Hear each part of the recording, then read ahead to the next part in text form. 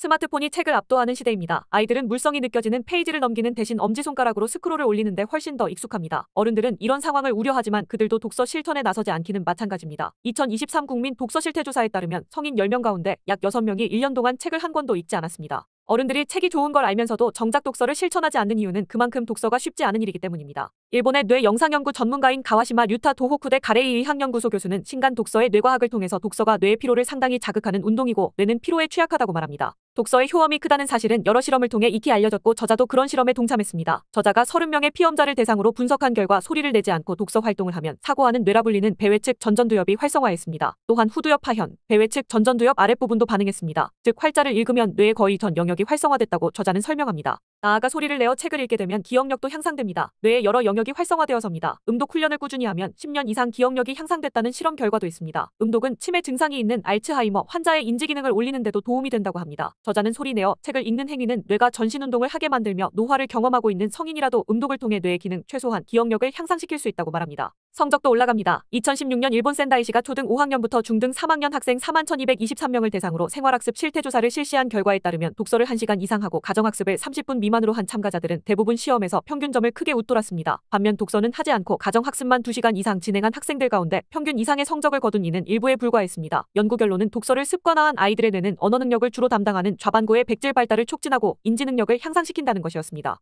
독서의 이득은 뇌가 자라는 아이들에게만 국한되는 건 아닙니다. 중장년 이상의 나이 든 사람들에게도 좋습니다. 독서가 사고의 경직성을 막아주기 때문입니다. 저자에 따르면 나이가 들수록 사람은 완고한 성격이 되기 쉬운데 이는 전전두엽의 기능이 약해져 상대방의 마음을 이해하지 못해서입니다. 또 주변 분위기를 살피거나 인내하는 힘이 떨어져 쉽게 화를 내기도 합니다. 새로운 지식 습득이 어려워지는 것도 전전두엽의 사고 기능이 저하해서입니다. 저자는 독서가 전전두엽의 기능을 활성화하기 때문에 나이 들면서 오는 사고의 경직성을 막아준다고 설명합니다. 독서의 이점은 이처럼 크지만 오랫동안 지속하기가 쉽지 않습니다. 피로에 취약한 뇌가 쉽게 지치기 때문입니다. 반면 독서의 대체제로 떠오른 스마트폰은 오랫동안 사용해도 에너지 소모가 거의 없어 뇌가 지치지 않습니다. 저자는 스마트폰 화면에 빠져들면 우리는 무의식적으로 시간 가는 줄 모르고 응시하게 된다며 그때 뇌 상태는 마치 마사지를 받는 것처럼 편안한 상태에 있다고 말합니다. 뇌가 일하지 않는 상태란 얘기입니다. 저자는 뇌도 몸의 다른 부분과 다르지 않다. 편하다고 해서 자동차만 탄다면 결국에는 운동 부족으로 인해 근력이 떨어지고 건강이 악화한다며 마찬가지로 뇌도 편한 것만 추구하다가는 생각하는 힘이 쇠퇴한다. 반대로 활자를 소리내어 읽고 계산을 반복하는 등 조금이나마 번거로운 일을 하면 뇌가 활성화된다고 말합니다.